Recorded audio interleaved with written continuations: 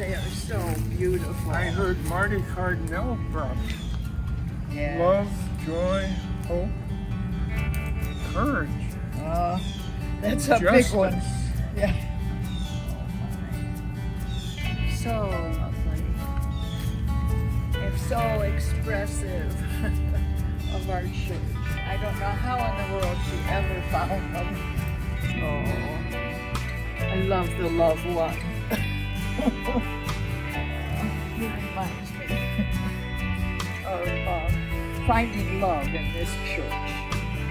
And what, 8.5 years ago, I met Jim here, and we got married here, and this is a very romantic church. But I love them all, of course.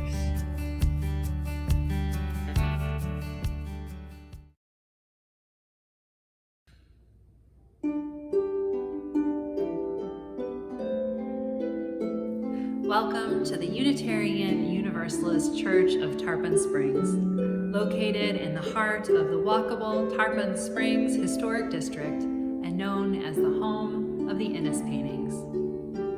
We are a liberal community for all ages, promoting spiritual growth, social justice, and the arts.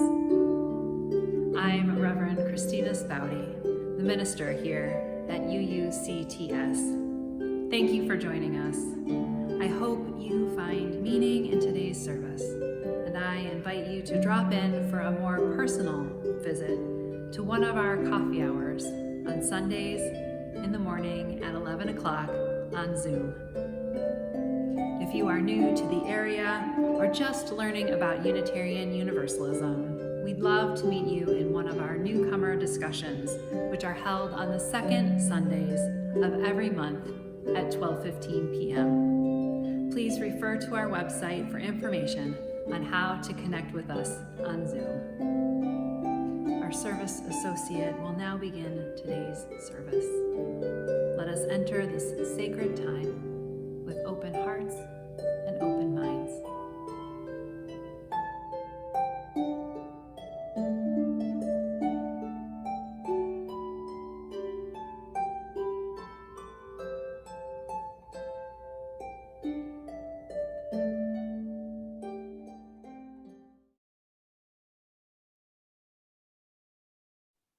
Hello, my name is Jean Nelson, and I would like to welcome you to our virtual service. During these difficult times, we hope you will feel peace. Use this time to renew your spirit, that the words of our minister and the music of Bonnie Whitehurst lift you to a meaningful place during this holiday season. Please see what programs we offer via Zoom through our website, uutarpon.org. To light our chalice, we begin today's service with the words that relate to today's theme of stillness. Find the stillness, hold the stillness, let the stillness carry me. Find the silence, hold the silence, let the silence carry me. Seek the essence, hold the essence, let the essence carry me. Let me flower, help me flower, watch me flower, carry me. In the Spirit, by the Spirit, with the Spirit giving power, I will find the true harmony.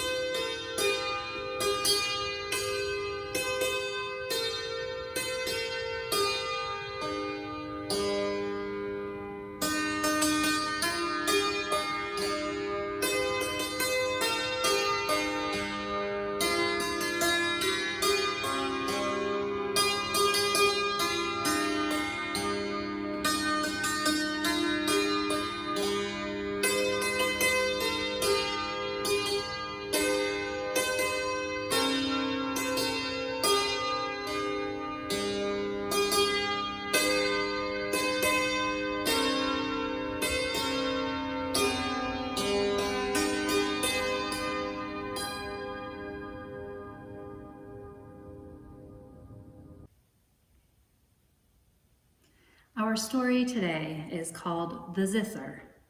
It's a retelling of a traditional story found in 100 Wisdom Stories from Around the World by Margaret Silf.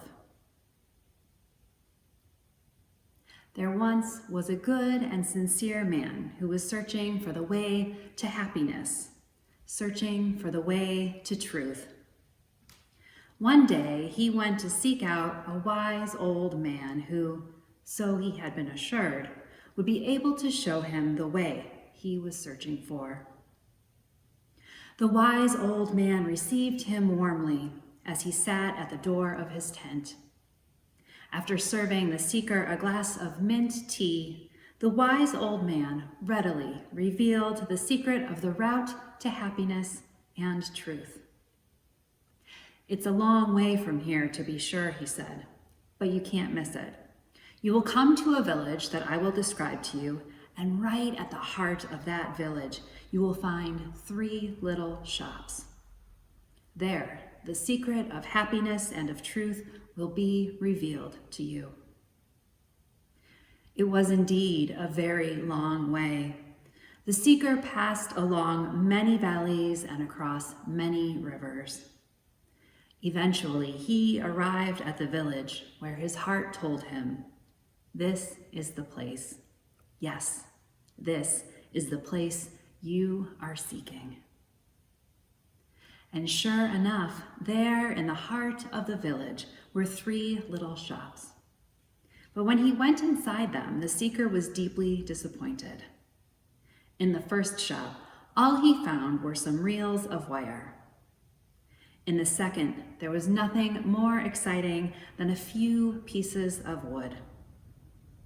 And in the third, there was just some roughly shaped metal.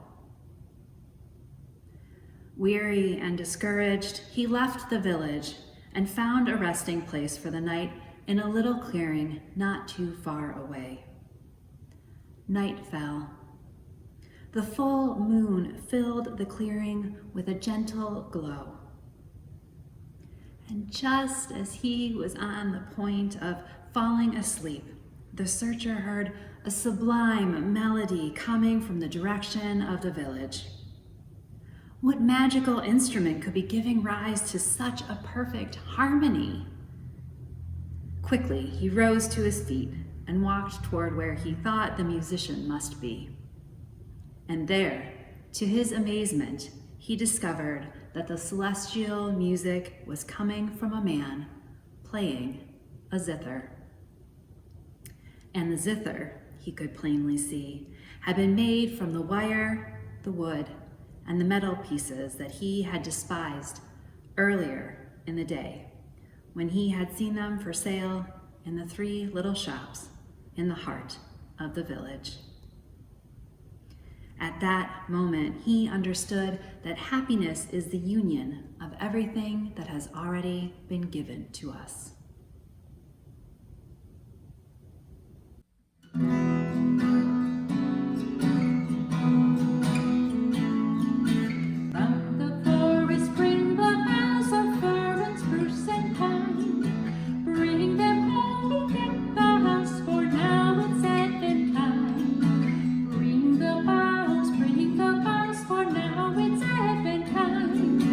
Light the candles one by one, count off the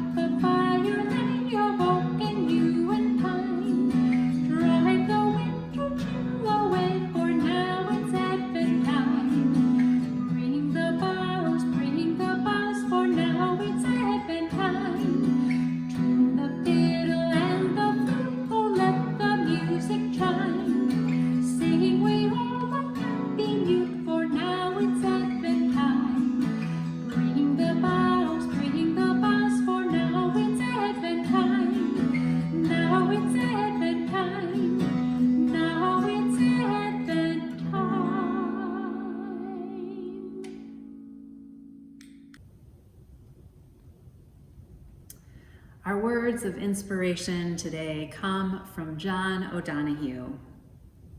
For one who is exhausted, a blessing. When the rhythm of the heart becomes hectic, time takes on the strain until it breaks. Then all the unattended stress falls in on the mind like an endless, increasing weight. The light in the mind becomes dim.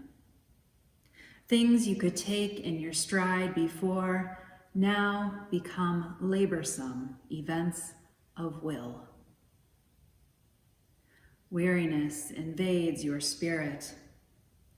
Gravity begins falling inside you, dragging down every bone. The tide you never valued has gone out, and you are marooned on unsure ground. Something within you has closed down, and you cannot push yourself back to life.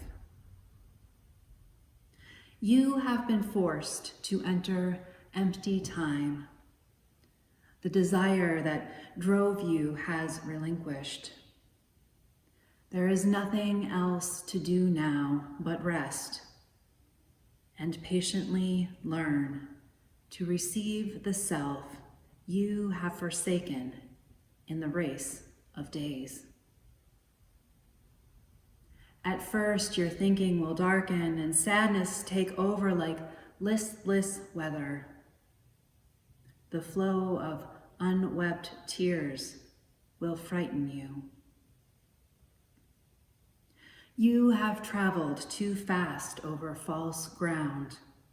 Now your soul has come to take you back. Take refuge in your senses.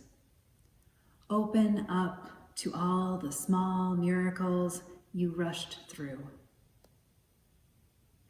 Become inclined to watch the way of rain when it falls slow and free.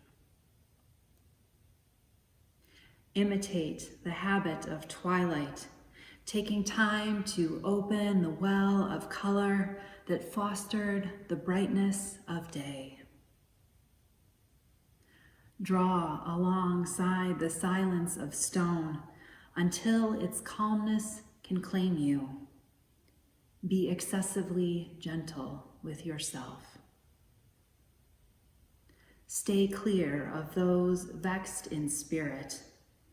Learn to linger around someone of ease who feels they have all the time in the world. Gradually, you will return to yourself, having learned a new respect for your heart and the joy that dwells far within slow time.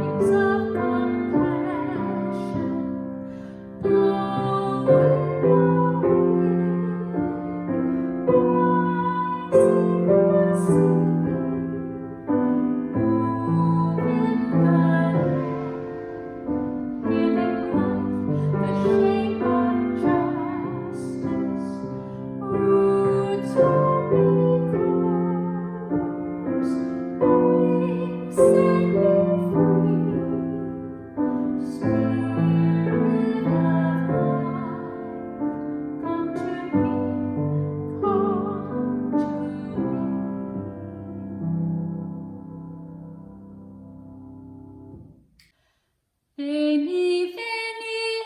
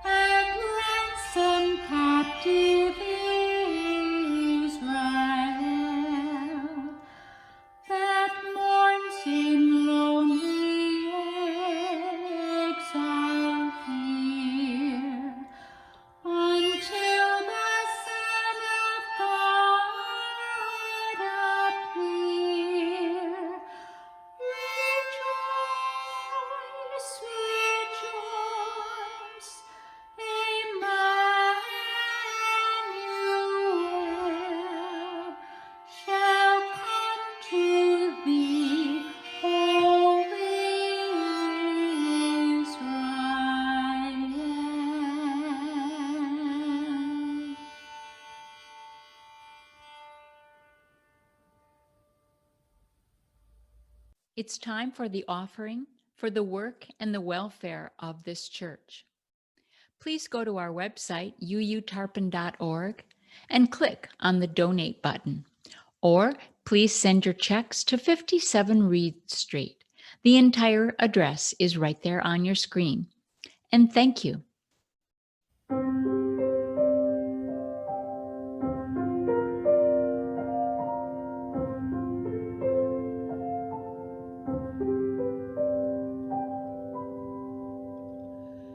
In the stillness of this moment, there is peace.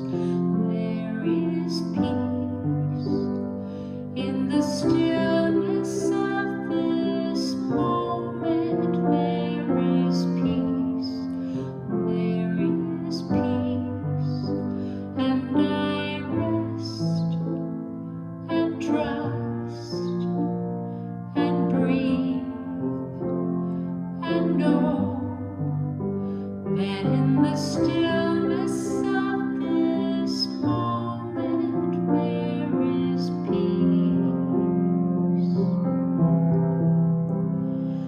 In the stillness of this moment there is love.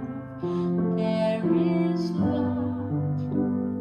In the stillness of this moment there is love. There is love. And I rest and trust and breathe and know that in the stillness of this moment there is love. There is peace, sweet peace.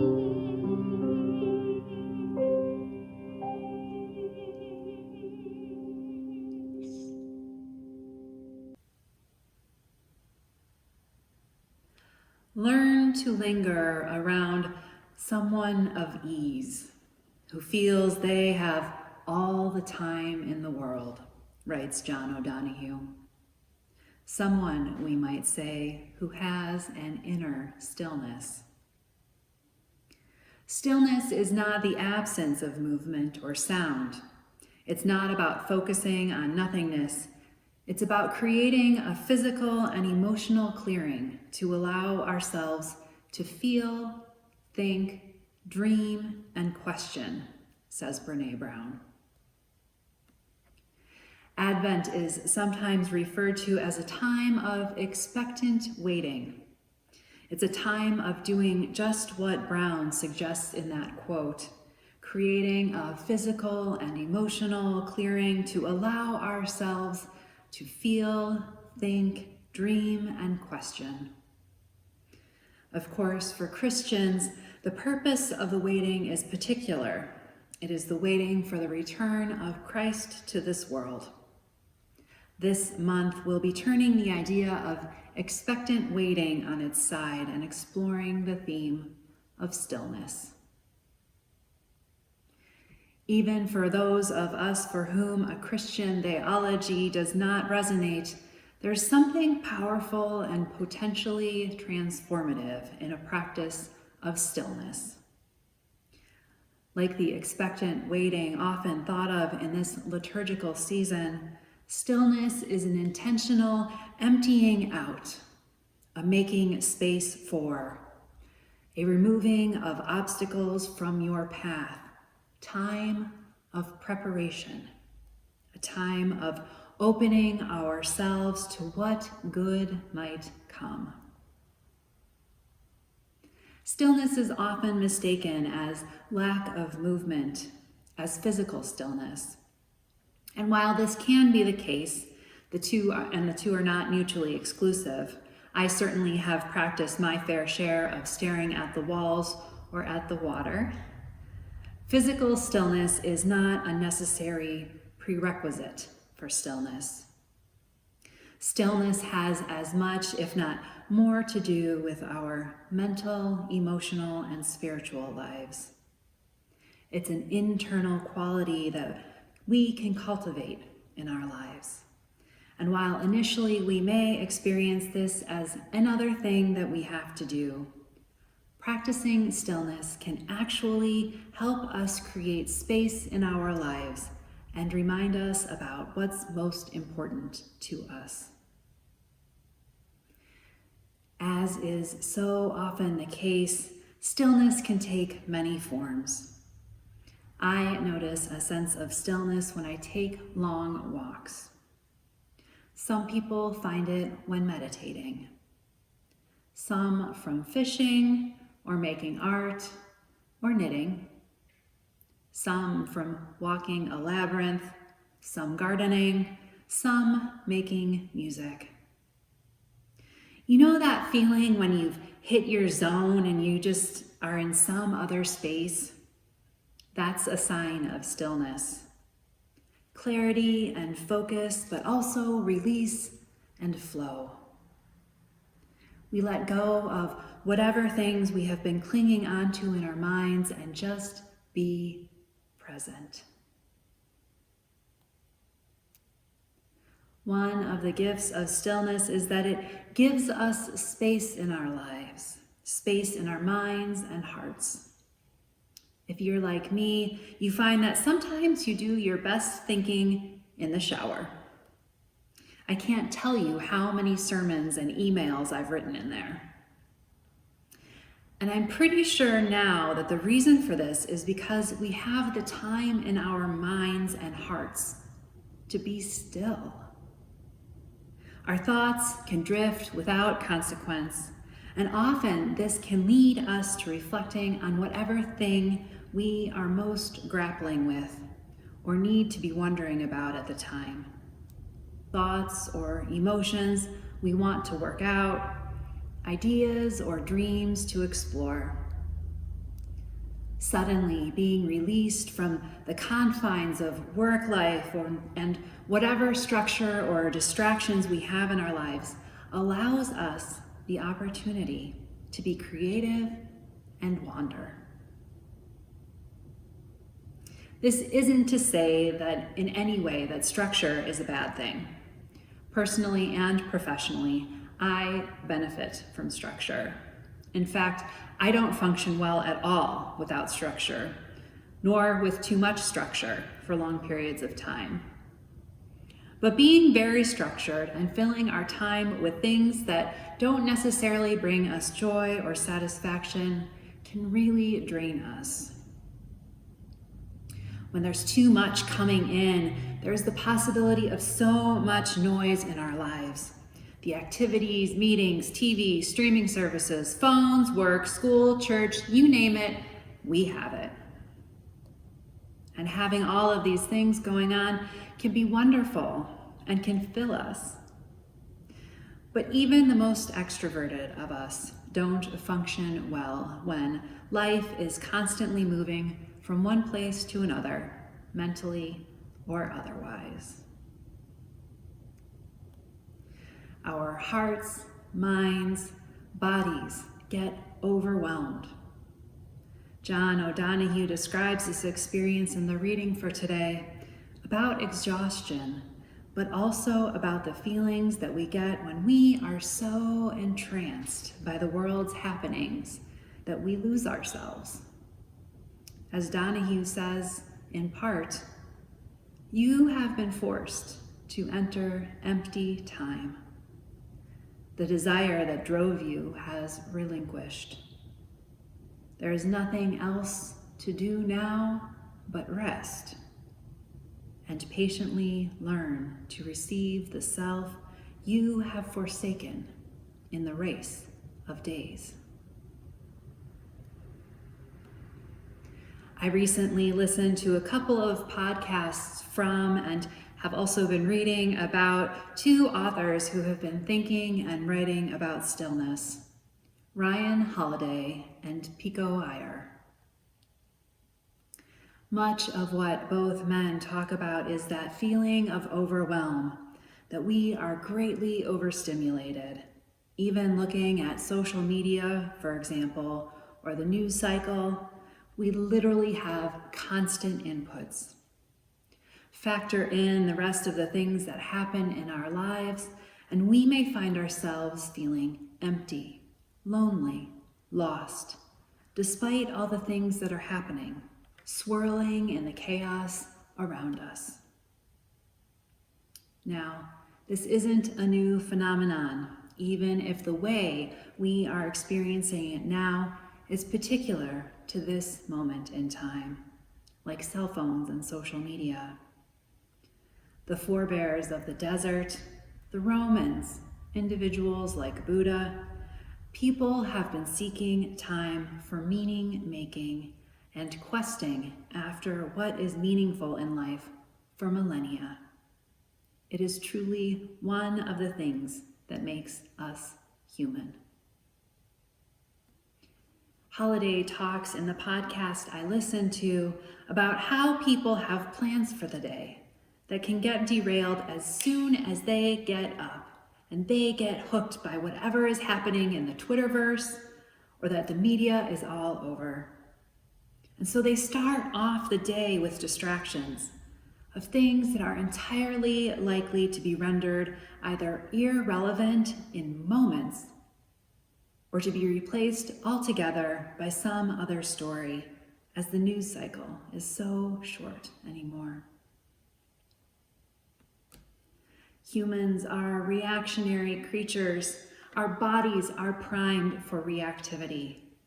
Emotions are information, but when we are in them, they can feel so intense we may not be able or practiced enough to notice what they are telling us or how to move through them.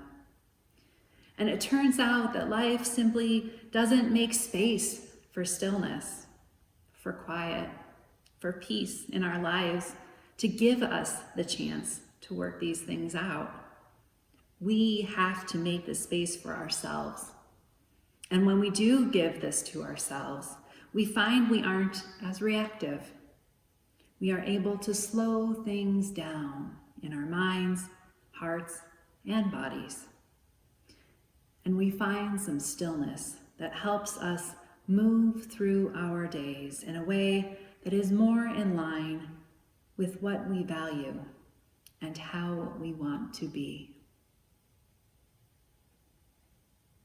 Holiday says that leaning into stillness doesn't mean for us to not be informed about what's happening in the world, but not to be so desperately hanging on to what is transpiring.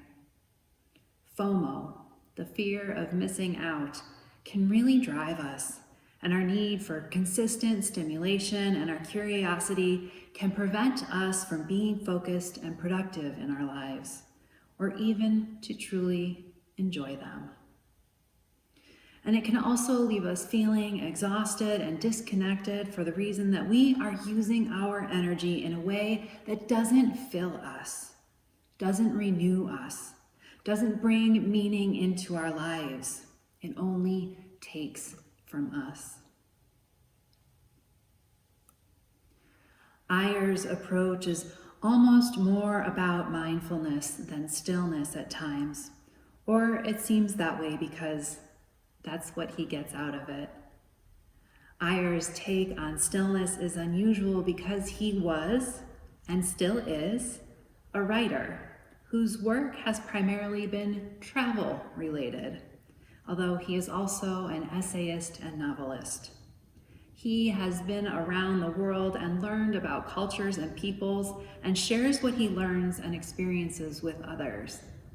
And one of those learnings is that sometimes the farthest place that we can travel is nowhere, is into ourselves. And at the age of 29, Ayer found himself so busy and so caught up in all the things that were going on in his life and work that he wasn't even sure if he was happy. He also didn't feel like he had the time or attention to be able to hold a thought. And so at that age, he decided to transform his life so that he could figure it all out. He has this quote at the top of his website that I've found and I love. He writes, "We lead our lives in the outer world. We understand them through the inner." So one of the things that stillness gives us is that time and freedom of our minds and hearts for reflection and for meaning making.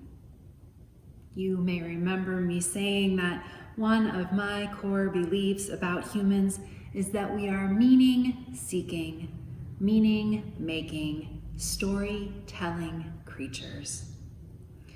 And it is so core to our sense of what it means to be human that when we feel unmoored or lost, it is often because we are disconnected from ourselves. The distractions have been so many and so consuming that they have created a barrier, an obstacle between our inner lives and our outer lives. Those moments of pause where we can reflect on what we have, notice the joy or sadness or whatever emotion we are feeling, and just be aware of it, of our thoughts or hopes and aspirations. We can lose them in our lives, and thus our ability to make meaning of what should matter to us most. Otherwise, we might spend our days like the man in the Zither story, making a long trek across a continent in search of something that, when found, seems like a waste of time until he has had the stillness that allowed him to recognize what was before him. Today, I'm going to offer an untraditional ending to the sermon with a practice for you. It's one that I have enjoyed immensely. It's called Lectio Divina, or sacred reading. It's an ancient Christian spiritual practice that is traditionally centered on scripture reading.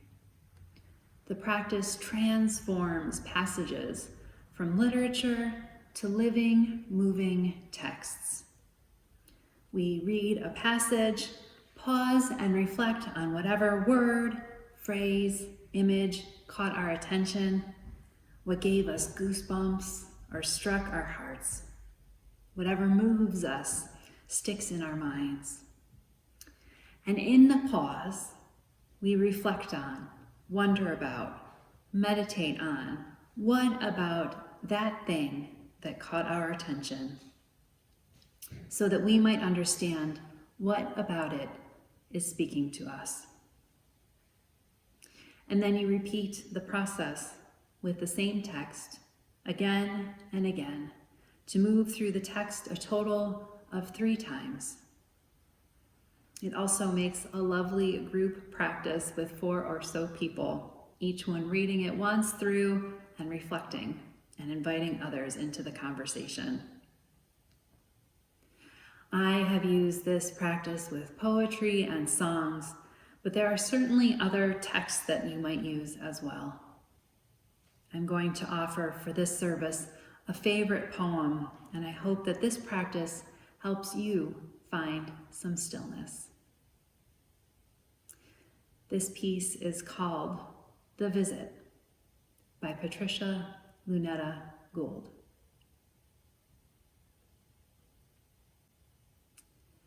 The last time I saw Margaret, she had reached the skeletal stage. I rubbed her feet that day, touching death. Feet bumped out with bunions, tipped with twisted toes and curling yellowed nails. On her bedside stand, a scrap of paper, the name of one of those TV evangelists who beseech you to feel the healing power of Jesus through the screen. And don't forget to send your generous love checks. As I drive home on a narrow, curving road, someone tailgates, itching to go faster, not knowing he's flesh and fragile. Slowed by sadness and sick of pressure, I pull onto a gravel shoulder, let him shoot by, and on my right, catch sight of a great blue heron, standing tall and still in the aisle made by 2 rows of towering trees. Like a priest in feathered robes, he bows his head 3 times before an altar of mountain bluffs.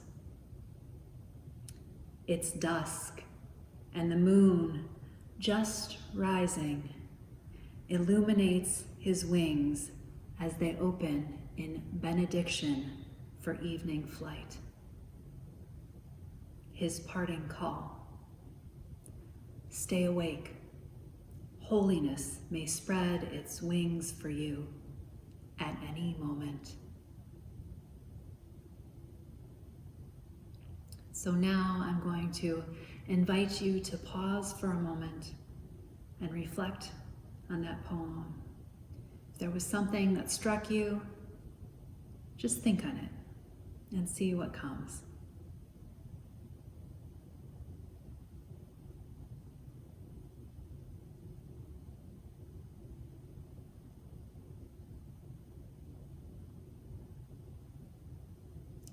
And I will offer the poem a second time.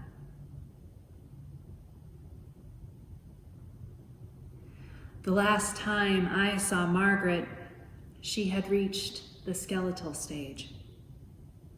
I rubbed her feet that day, touching death.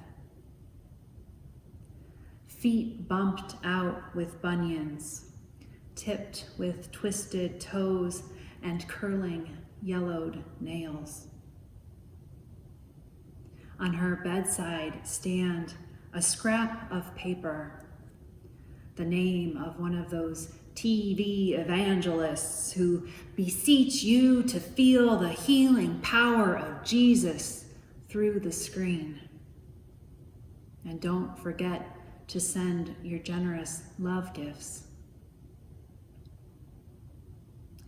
As I drive home on a narrow, curving road, someone tailgates, itching to go faster, not knowing he's flesh and fragile. Slowed by sadness and sick of pressure, I pull onto the gravel shoulder, let him shoot by, and on my right, catch sight of a great blue heron standing tall and still in the aisle made by 2 rows of towering trees. Like a priest in feathered robes, he bows his head 3 times before an altar of mountain bluffs. It's dusk, and the moon, just rising, illuminates his wings as they open in benediction for evening flight. His parting call. Stay awake. Holiness may spread its wings for you at any moment.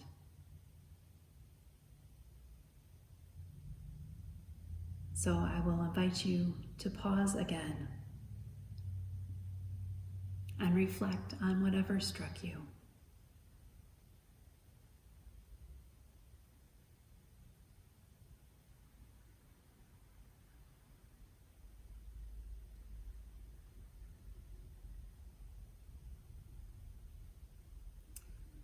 And a final reading that afterward you are invited to reflect on again if you should choose, or just enjoy as the end of the sermon.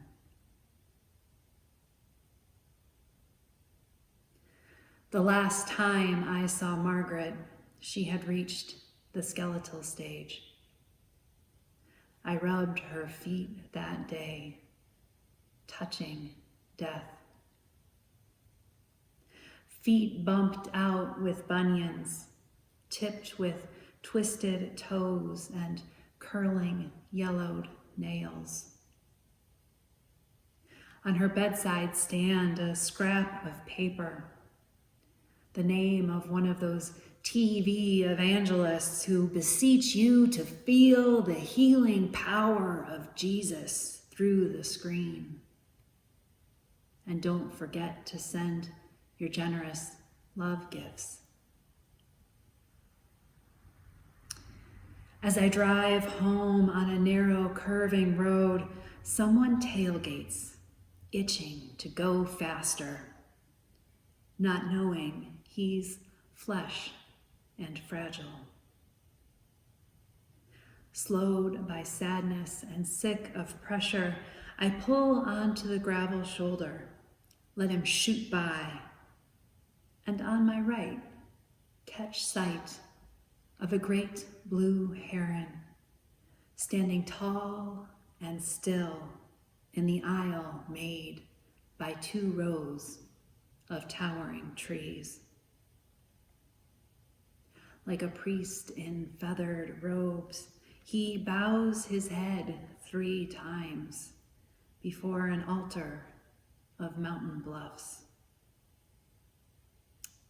It's dusk, and the moon, just rising, illuminates his wings as they open in benediction for evening flight. His parting call: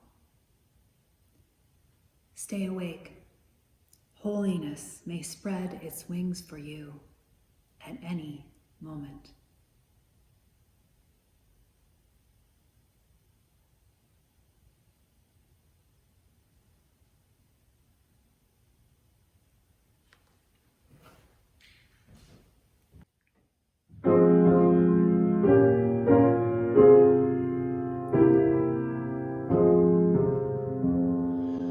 Find the stillness, hold the stillness, let the stillness carry me.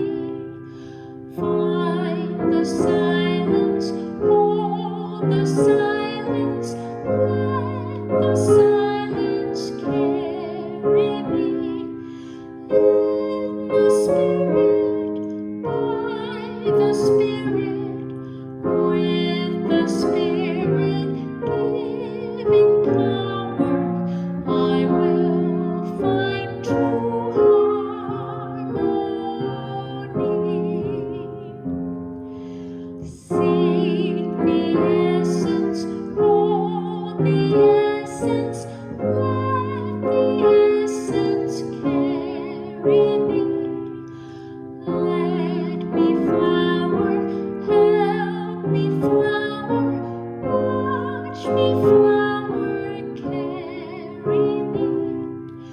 In the Spirit, by the Spirit, with the Spirit giving power, I will find true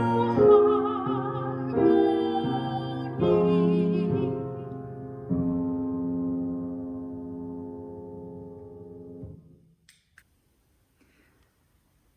Our closing words today come from Jean Harrison Newyar.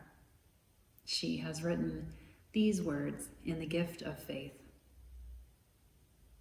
In the lore of ancient China, there is a story of a philosopher who was asked, "Where is the road called hope?" He replied, "It does not exist, but as people move forward upon it, it comes into being." I invite you to continue traveling, making, wandering, being still on this path, this road called hope, with me.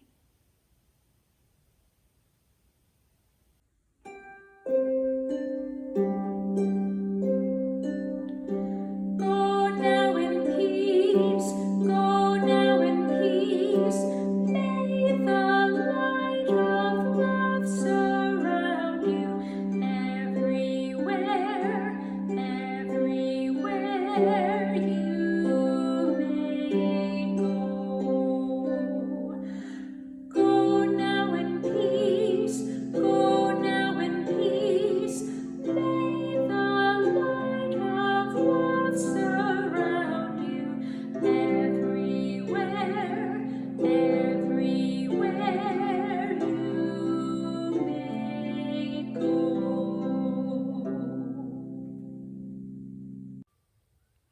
I hope that you have found meaning in today's service.